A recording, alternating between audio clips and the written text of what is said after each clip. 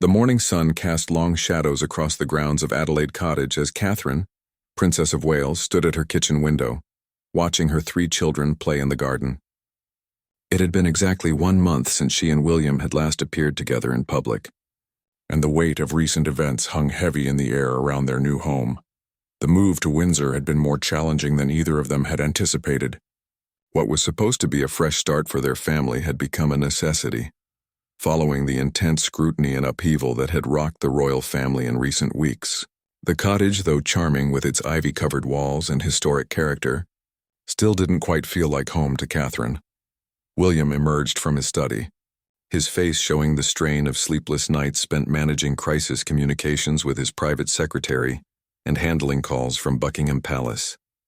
The past month had tested their marriage, their resolve, and their commitment to the crown in ways they never expected when they first said their wedding vows at Westminster Abbey.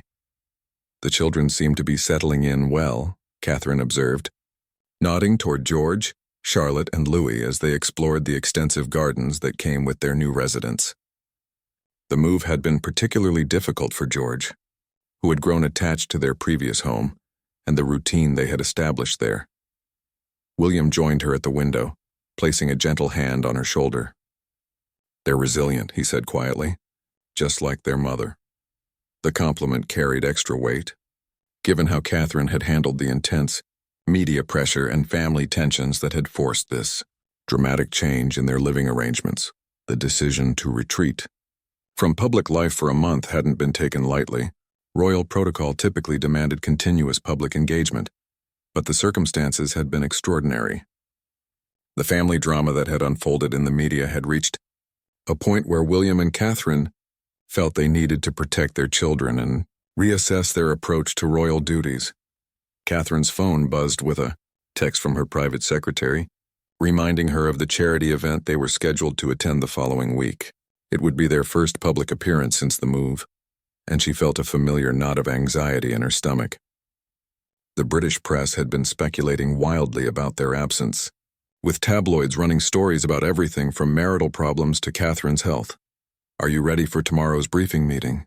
William asked, referring to the session they had scheduled with their communications team to prepare for their return to public duties. The meeting would cover everything from potential media questions to the careful choreography required for their first joint appearance. Catherine nodded, though uncertainty flickered in her eyes. "I keep thinking about how different everything feels now. A month ago, we were just doing our regular engagements, visiting schools and hospitals. Now every appearance feels loaded with meaning and scrutiny." The cottage's phone rang, interrupting their quiet moment. William answered, and Catherine could tell from his tone that it was someone from the palace. The conversation was brief but intense, with William's responses limited to "yes, I understand and will be ready." After hanging up, William turned to Catherine with a mixture of determination and weariness. "That was about the security arrangements for next week. They want to make sure we're prepared for the level of media attention." Catherine walked to the sitting room where boxes from their move were still stacked against the walls. The transition had been rushed, leaving little time for proper settling in. She picked up a framed photograph of the family from their last official portrait session, remembering how simple life had seemed just months before. The weight of royal duty had always been present in their marriage, but recent events had magnified every decision, every appearance, every family moment. The move to Windsor was supposed to give them more privacy and a better environment for raising their children. But it had also symbolized a retreat that the media was eager to analyze and interpret. William found Catherine in the sitting room and sat beside her on the sofa they had managed to move from their previous home. "I know this has been incredibly difficult," he said. "The timing of everything, the move, the pressure on the children." Catherine leaned against his shoulder, feeling the familiar comfort of his presence. "Sometimes I wonder if we're making the right choices. The children have been through so much change, and now we're asking them to adapt to yet another new normal." Outside, the autumn wind rustled through the trees that surrounded their new home. Adelaide Cottage had been chosen specifically for its relative privacy and the excellent schools nearby for their children. The 4-bedroom house offered them a chance to live more like a typical family, away from the grand formality of their previous residence. "The children will be fine," William said with more confidence than he felt. What matters now is that we present a united front when we return to public duties. The family needs us to be strong, and the public needs to see that we're committed to our roles." Catherine stood and walked to the window again, watching as George helped his younger siblings climb a tree in the garden. The normalcy of the scene contrasted sharply with the complexity of their current situation. In a week, they would be back in the public eye, smiling and engaging with crowds while cameras documented their every gesture. The evening approached quickly, and Catherine began preparing dinner for the family. Cooking had become one of her favorite ways to maintain some normalcy in their extraordinary life. The simple act of preparing meals for William and the children grounded her in the midst of all the royal obligations and public expectations. As they sat down for dinner that night, the family felt more like any other family dealing with the challenges of moving and adjusting to change. But tomorrow would bring another round of meetings and preparations for their return to the public stage, where every smile would be analyzed and every interaction scrutinized by millions of people around the world. The next morning arrived with an unseasonable chill that seemed to mirror the tension Catherine felt as she prepared for the strategy meeting with their communications team. William was already dressed in his navy suit, the one he typically wore for important palace meetings, and was reviewing briefing documents while sipping his morning coffee. Their private secretary, James, arrived promptly at 9 o'clock, accompanied by 2 senior communications advisors from Kensington Palace. The meeting was scheduled to take place in the cottage's modest dining room, a far cry from the grand conference rooms they were accustomed to using for such discussions. Catherine joined them wearing a simple cream-colored dress, her hair pulled back in the effortless style that had become her signature. Despite her composed appearance, William could see the slight tension in her shoulders that appeared whenever they faced particularly challenging royal obligations. "Your Royal Highnesses," James began, spreading several folders across the dining table, "we need to address the narrative surrounding your absence and plan your re-entry strategy carefully. The media speculation has been extensive, and we want to control the story from the moment you step back into the public eye." The communications advisor, a sharp woman named Sarah who had worked with the royal family for over a decade, pulled out a tablet showing various newspaper headlines from the past month. The coverage has ranged from sympathetic to wildly speculative. "We've seen everything from reports about marital difficulties to suggestions that you're considering stepping back from royal duties permanently." William's jaw tightened as he scanned the headlines. "And what's our response strategy?" "Complete normalcy," Sarah replied firmly. "We want your first appearance to demonstrate that this was simply a family adjustment period. The charity event next week is perfect because it allows you to engage with your established patronages while showing united support for causes you both care deeply about." Catherine studied the detailed timeline Sarah had prepared. "What about questions from the media? They're going to want explanations for the month-long absence." James leaned forward. "We've prepared a brief statement acknowledging that the family needed time to settle into your new home and ensure the children's smooth transition to their new schools. It's truthful without being overly detailed." The meeting continued for nearly 2 hours, covering everything from potential media questions to the specific charities they would visit. Catherine found herself appreciating the thoroughness of the preparation, even though part of her resented the need to choreograph what should be natural interactions with the public. After the communications team departed, William and Catherine sat in their garden, watching the children play on the swing set that had been installed the previous week. The October air was crisp and Catherine pulled her cardigan closer around her shoulders. "Do you remember our first royal engagement together?" William asked, his voice carrying a note of nostalgia. "You were so nervous about saying the right things to everyone." Catherine smiled at the memory. "I still get nervous, but for different reasons now. Back then I worried about making mistakes. Now I worry about how our choices affect the children and whether we're setting the right example." Their conversation was interrupted by George running over to them, his face flushed with excitement. "Mummy, can we explore the woods behind the house? Charlotte says there might be deer back there." Catherine looked at William and they shared one of those wordless communications that had developed over their years of marriage. "Of course, darling, but stay where we can see you and take your sister and brother with you." As the children raced toward the tree line, Catherine felt a moment of pure gratitude for this new environment. Despite all the complications that had brought them here, Adelaide Cottage was providing their family with opportunities for the kind of childhood adventures that would have been impossible in their previous living situation. William's phone rang, interrupting the peaceful moment. It was his father, King Charles, calling to discuss the upcoming appearance and broader family matters. Catherine could hear only William's side of the conversation, but his responses suggested they were discussing the delicate balance between family privacy and royal duty. "Yes, Father, we understand the importance of maintaining public confidence," William said, his tone respectful but firm. "Catherine and I are committed to returning to our full schedule of engagements." After the call ended, William sat quietly for several minutes, processing the conversation. Catherine waited patiently, knowing he would share whatever was weighing on his mind when he was ready. "The family is concerned about the precedent we might be setting," William finally said. "Taking a month away from public duties isn't something that's been done before, at least not without a significant health or family crisis." Catherine understood immediately. The royal family operated on centuries of tradition and protocol. Their decision to step back, even temporarily, had created ripples that extended far beyond their personal situation. "Are we doing the right thing?" Catherine asked, voicing the question that had been haunting her for weeks. "Sometimes I wonder if we're being selfish, prioritizing our family's needs over our duty to the crown." William reached for her hand. "We're doing what we think is best for our children and our marriage. If that's wrong, then the institution needs to examine whether it's asking too much of the people who serve it." That afternoon, Catherine spent time organizing the children's rooms, a task she had been putting off since the move. Each child's personality was reflected in how they had arranged their belongings in the new space. George had carefully organized his books and model airplanes. Charlotte had created an elaborate display for her horse figurines, and Louis had simply piled his toys in a corner where he could easily access them. The cottage felt more like home with each passing day, but Catherine knew that their real test would come next week, when they returned to the relentless schedule of royal engagements. The media attention would be intense, and every interaction would be analyzed for signs of stress, conflict, or change in their approach to royal duty.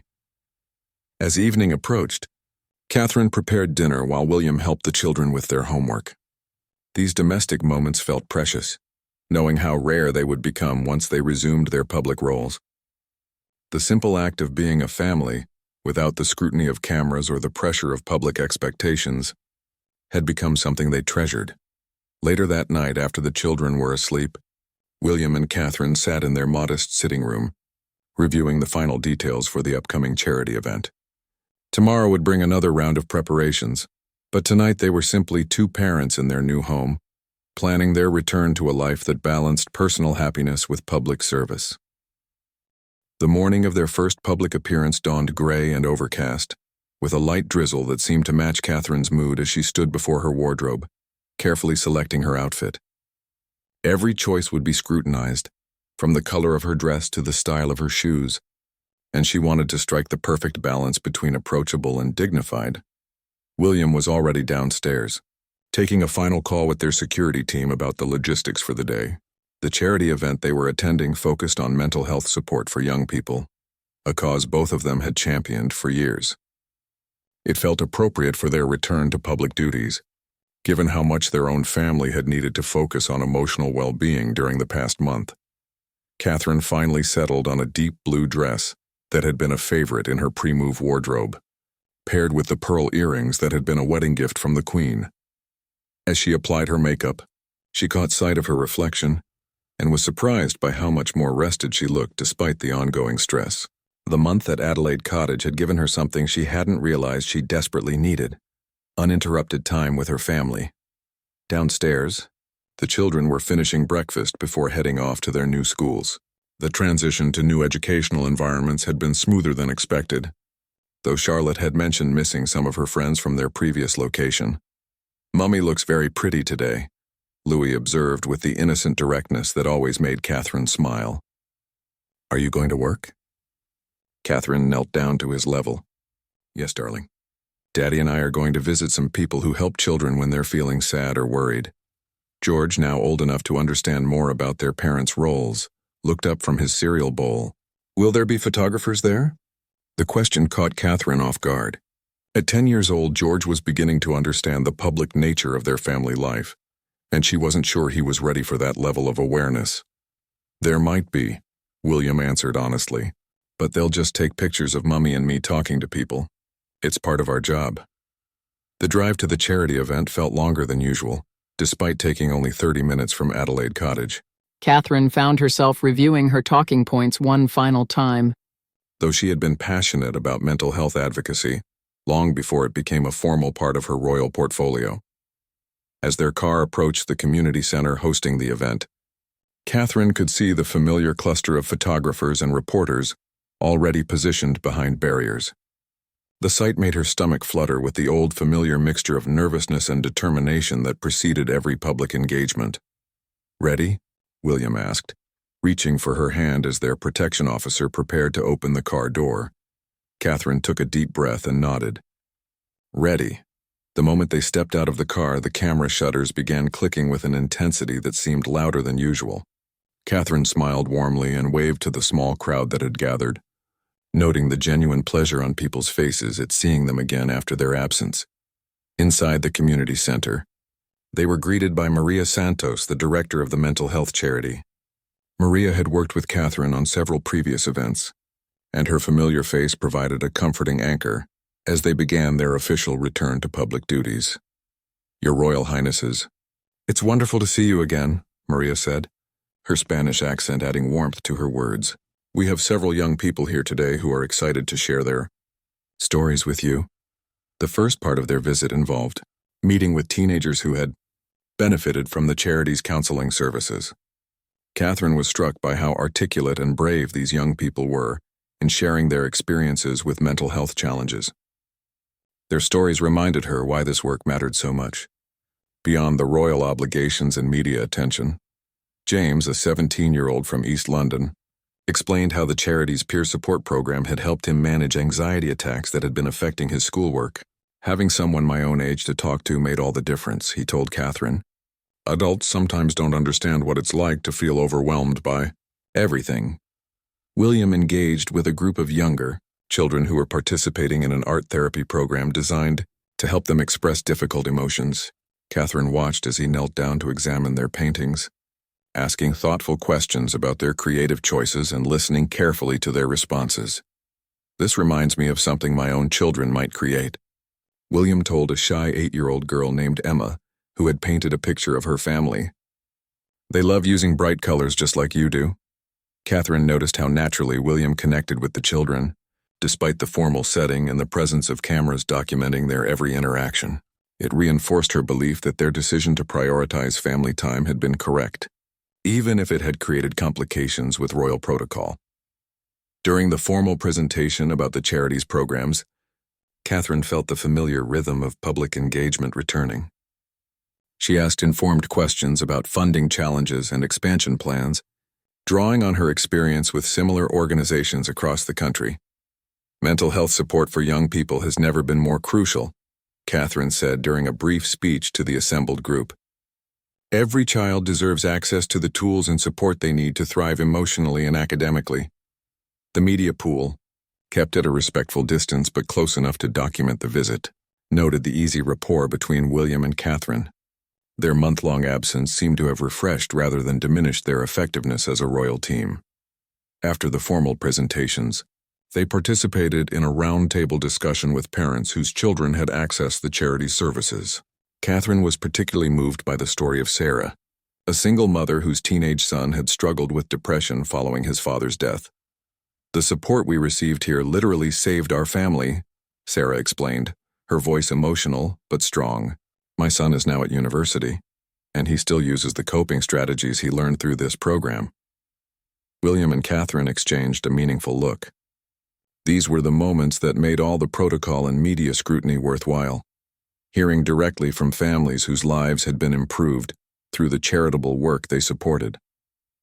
As their visit concluded, they spent a few minutes speaking informally with the charity's staff and volunteers. Catherine was impressed by the dedication of the people who worked there daily, often for minimal compensation, driven by genuine commitment to helping young people. The drive back to Adelaide Cottage felt different from the morning journey. Catherine felt energized by the meaningful interactions they had experienced, reminded of why she had chosen to accept the responsibilities that came with marrying into the royal family.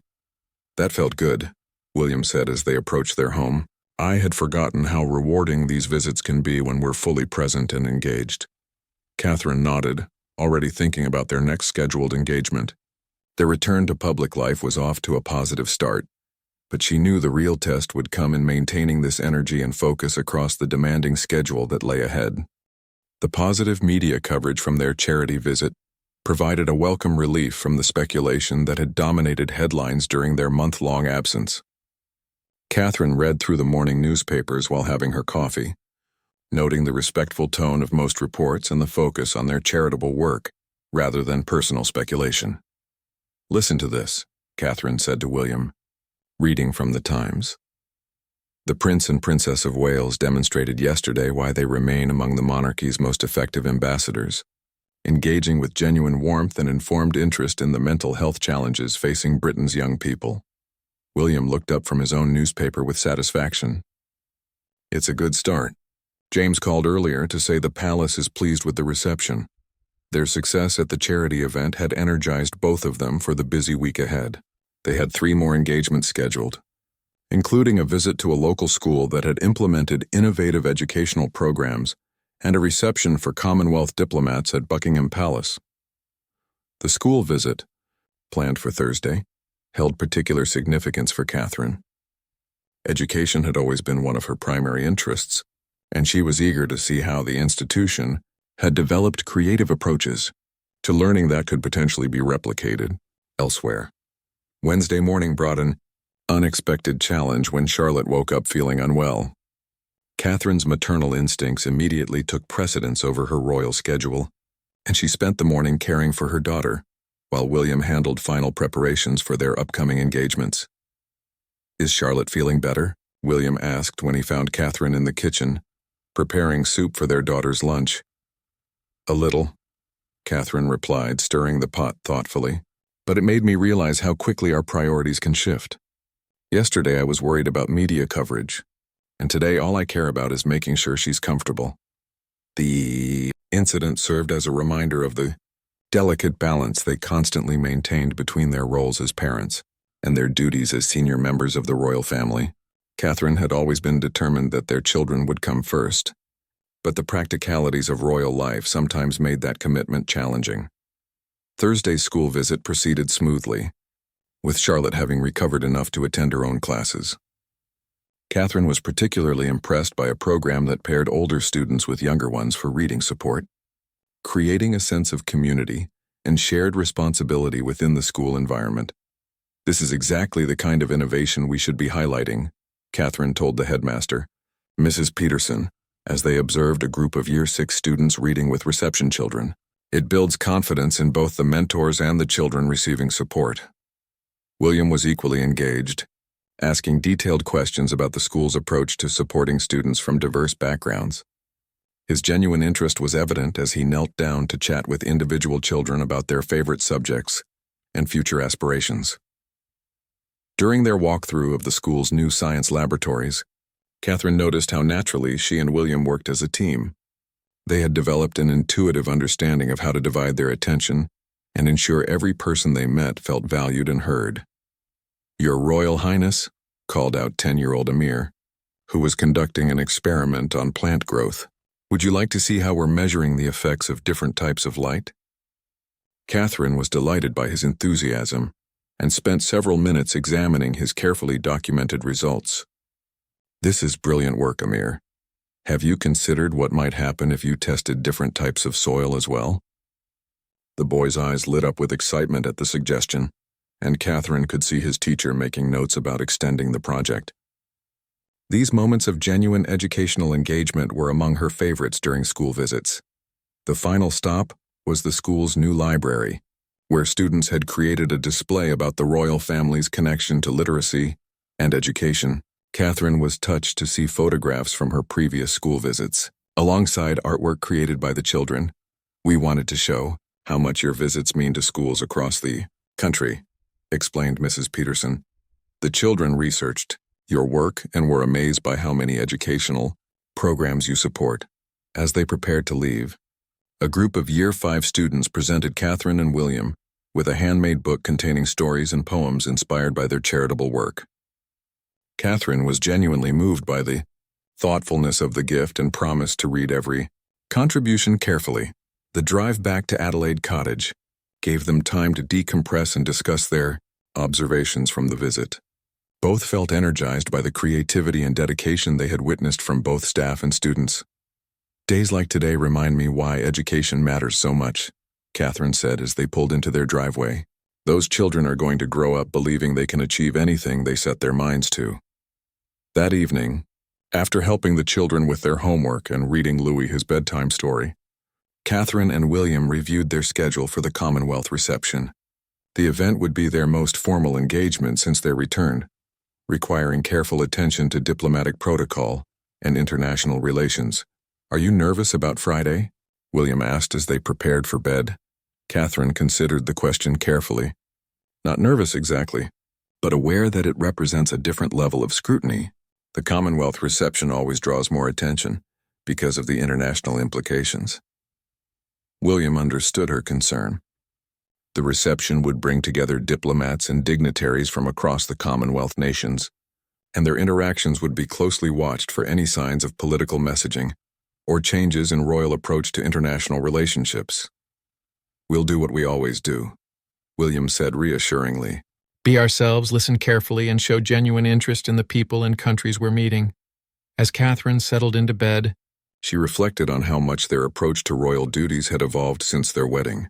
Early in their marriage, she had felt overwhelmed by the complexity of royal protocol and international diplomacy. Now she understood that authenticity and genuine care were often more important than perfect adherence to formal procedures. The month at Adelaide Cottage had given them perspective on what really mattered in their public roles. While the media attention and formal requirements would never disappear, they had rediscovered the joy and purpose in the work itself. Outside their bedroom window, the grounds of Adelaide Cottage were quiet except for the gentle rustle of autumn leaves. Catherine felt grateful for this peaceful environment that allowed their family to recharge between the demands of public life. Tomorrow would bring the final test of their successful return to royal duties, but tonight she was simply a mother and wife, safe in the home they had created together, preparing for whatever challenges and opportunities lay ahead. The Commonwealth reception at Buckingham Palace represented the culmination of William and Catherine's return to full royal duties. Catherine stood before her dressing room mirror at Adelaide Cottage, carefully fastening the diamond earrings that had belonged to Princess Diana, knowing that this evening's event would be scrutinized by diplomatic circles across the globe. The deep emerald green gown she had chosen was both elegant and diplomatic, avoiding any colors that might be interpreted as favoring particular Commonwealth nations. Every detail of her appearance had been considered, from her jewelry selection to the way she wore her hair, understanding that international guests would analyze these choices for hidden meanings.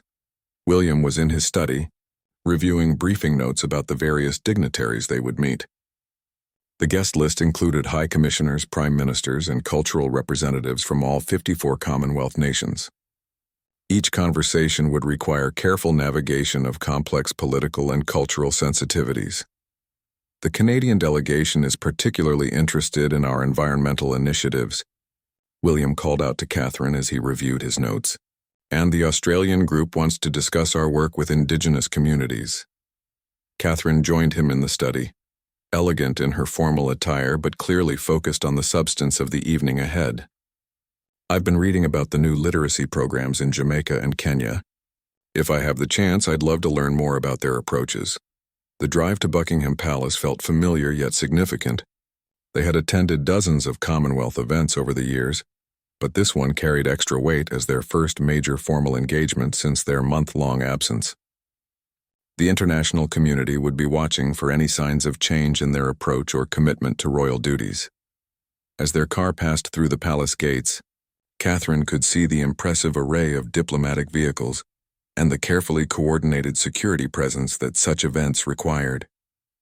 The grandeur of the setting never failed to impress her, but she had learned to focus on the people and conversations rather than the ceremonial aspects. King Charles greeted them in the private apartments before the reception began. His satisfaction with their successful return to public duties was evident, though he maintained his characteristic focus on the evening's diplomatic objectives. The Commonwealth faces significant challenges in the coming year, the king explained as they reviewed the final protocol details. Climate change, economic development, and strengthening democratic institutions are all priorities that require sustained royal engagement. Catherine appreciated her father-in-law's confidence in their ability to represent these complex issues effectively. She had spent considerable time during their month away studying Commonwealth developments, ensuring she could engage substantively with the evening's distinguished guests. The reception began in the palace's grand ballroom, where representatives from across the Commonwealth had gathered in their finest formal attire. The diversity of cultures, languages, and traditions represented in the room never failed to impress Catherine, reminding her of the unique nature of the Commonwealth Association. Their first significant conversation was with the High Commissioner from Bangladesh, who was eager to discuss flood management and climate resilience programs. William's genuine interest in environmental engineering solutions created an immediate connection, and Catherine noted how naturally he engaged with technical details while maintaining diplomatic courtesy. The young people in our flood-prone regions are developing remarkable innovations, the High Commissioner explained. They're combining traditional knowledge with new technology to create sustainable solutions. Catherine was drawn into a fascinating discussion with representatives from several African nations about educational partnerships and teacher training programs. Her passion for education was evident as she asked detailed questions about curriculum development and student achievement measures. The key challenge we face, explained Dr. Amara from Sierra Leone, is ensuring that rural communities have access to the same quality of education available in urban centers. Have you explored mobile learning technologies? Catherine asked. Some programs I've studied show promising results in reaching remote areas. The conversation expanded to include representatives from other Commonwealth nations facing similar challenges, creating an impromptu forum for sharing best practices and innovative approaches. Catherine realized that these informal discussions often produced more valuable outcomes than formal meetings. William was simultaneously engaged with a group discussing mental health initiatives across the Pacific Island nations. His comfort with the subject matter, developed through years of advocacy work, was evident as he listened to unique challenges faced by smaller Commonwealth countries. Isolation can be a significant factor in mental health challenges, William observed thoughtfully. But it can also create opportunities for close-knit community support systems that larger countries struggle to replicate. The conversation revealed how different Commonwealth nations were approaching mental health awareness in culturally appropriate ways, with traditional practices being integrated alongside modern therapeutic approaches.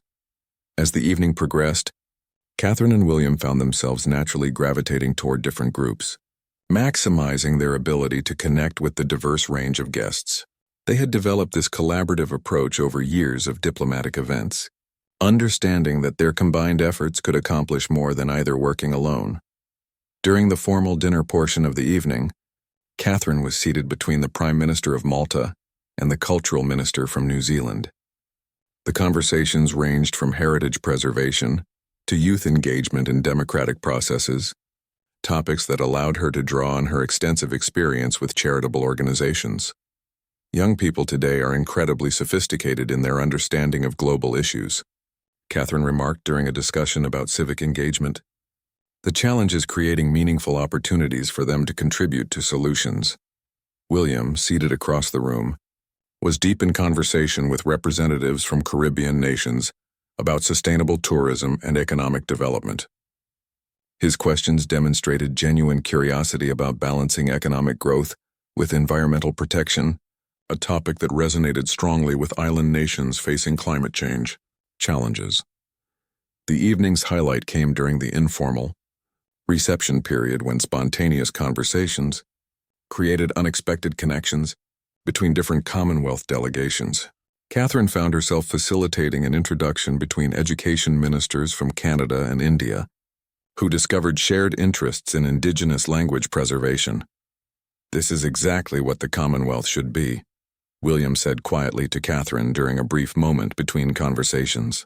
Real people solving real problems together, supported by the relationships that our constitutional role helps facilitate. As the evening concluded, both William and Catherine felt energized by the depth and quality of the conversations they had experienced. The formal protocol had provided a framework, but the genuine connections and substantive discussions had made the event truly meaningful. The drive back to Adelaide Cottage gave them time to reflect on the evening's success and the positive response from Commonwealth representatives to their return to full royal duties. The month-long absence, initially seen as a potential diplomatic complication, had instead seemed to refresh their approach and deepen their engagement with the issues that mattered most to Commonwealth nations. "I think we're finding our rhythm again," Catherine said as they approached their home, where the children were already asleep after being cared for by their nanny during the evening's formal obligations. 3 weeks after the Commonwealth reception, Catherine stood in the morning light of their Adelaide Cottage kitchen, reflecting on how dramatically their lives had transformed since their return to public duties. The successful completion of their re-entry into royal life had brought a sense of accomplishment, but more importantly, it had revealed a new balance between their personal happiness and their commitment to service. William emerged from his morning run around the Windsor estate, energized by the physical activity that had become an essential part of his routine since the move. The cottage's proximity to extensive grounds allowed him to maintain his fitness regimen while remaining close to home, something that would have been impossible in their previous living situation. "The children are settling in beautifully," Catherine observed, watching through the window as George, Charlotte, and Louis prepared for their walk to the local school. The normalcy of this routine still amazed her.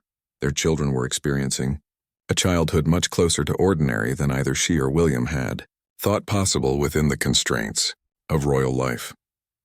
The past month had brought a steady stream of engagements, each one building on the success of their initial return.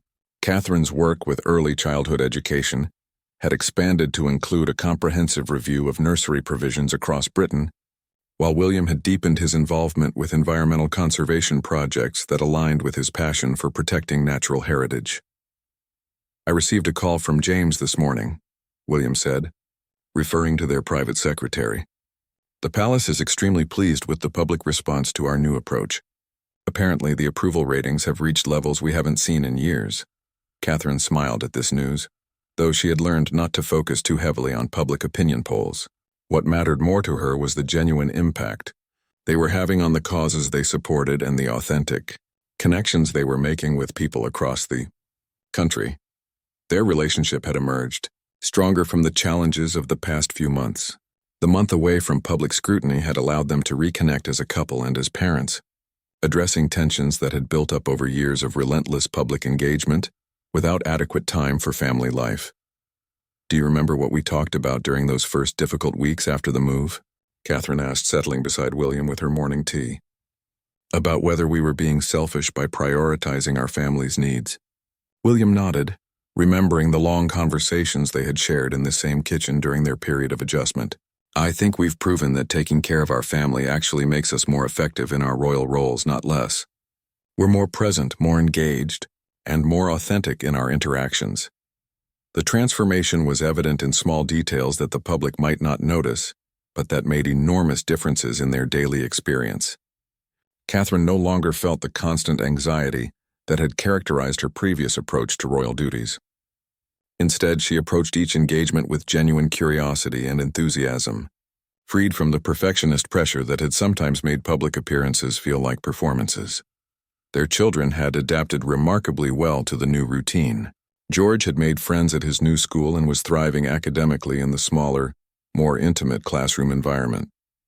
Charlotte had discovered a passion for drama and was participating in the school's upcoming production of A Midsummer Night's Dream. Louis, the youngest, seemed to flourish in the increased family time and outdoor space that Adelaide Cottage provided. "Mummy," Charlotte called out as she entered the kitchen, already dressed in her school uniform. "Mrs. Henderson says I can try out for the lead role in the play.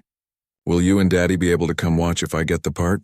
Catherine felt a surge of maternal pride, mixed with the familiar challenge of balancing family commitments with royal obligations. "Of course, darling. Daddy and I will make sure we're there no matter what else is scheduled. William exchanged a meaningful look with Catherine. This was exactly the kind of moment that their month of adjustment had been designed to protect. The opportunity to be present for their children's important milestones without the competing demands of an overscheduled royal calendar. After the children left for school, Catherine and William reviewed their schedule for the upcoming weeks. They had deliberately reduced the number of engagements to allow for better preparation and more meaningful interactions. The quality of their work had improved dramatically as a result of this more thoughtful approach. The education conference next week is shaping up to be particularly significant, Catherine noted, reviewing the agenda for an international gathering of ministers and education experts. They want me to speak about our findings from the nursery provision review. William was pleased to see Catherine's growing confidence in taking leadership roles on issues she cared deeply about. Her evolution from a somewhat reluctant royal bride to a respected advocate for children and families had been gradual but profound, accelerated by the renewed sense of purpose they had discovered during their time away. Their conversation was interrupted by a call from Buckingham Palace. King Charles wanted to discuss the possibility of William and Catherine taking on additional responsibilities within the Commonwealth, building on the success of recent diplomatic engagements. "The king believes you found your stride," James explained during the conference call. "He's considering expanding your roles in Commonwealth education and environmental initiatives, which would involve more international travel, but also greater autonomy in developing programs." Catherine felt excited by the prospect of deeper involvement in substantive policy work. The month at Adelaide Cottage had clarified her priorities and strengthened her confidence in her ability to contribute meaningfully to important causes. After the call ended, William and Catherine walked through their garden, discussing the implications of increased responsibilities. The children were at school and they had a rare hour of uninterrupted time to think through major decisions. "It feels different this time," Catherine reflected. "Before, additional responsibilities felt like burdens that would take us away from our family. Now they feel like opportunities to make a real difference while still maintaining the balance we've worked so hard to create." William agreed, noting how their approach to royal duty had matured over the past months. "We've learned that we can serve the crown more effectively when we're not sacrificing our family's well-being. The institution is actually stronger when its representatives are happy and fulfilled." That afternoon, Catherine visited a local nursery school as part of her ongoing research into early childhood education. The informal nature of the visit, without extensive media coverage or elaborate protocol, allowed her to engage in genuine conversations with teachers and parents about the challenges they faced. "What strikes me most," Catherine told the nursery director, "is how much creativity and innovation is happening at the grassroots level. My job is to help scale these successful approaches so more children can benefit." The visit reinforced Catherine's belief that their new approach to royal work, fewer engagements but deeper involvement, was producing better outcomes for everyone involved. She returned home energized and full of ideas for the upcoming education conference. That evening, as the family gathered for dinner, Catherine and William felt a profound sense of contentment. The meal was relaxed and filled with the children's animated stories about their day at school. These moments of normal family life, protected and prioritized despite their royal obligations, represented the successful integration of their personal and public lives. "Are you happy with how everything turned out?" William asked Catherine as they cleaned up after dinner, the children having moved to the sitting room for their evening activities. Catherine considered the question while drying the dishes, a domestic task that would have seemed impossible in their previous living arrangement, but had become a cherished part of their evening routine. "More than happy," she replied. "I think we've found something that felt impossible for so long, a way to honor our duty to the crown while still being the parents and partners we want to be. Adelaide Cottage gave us the space to figure that out."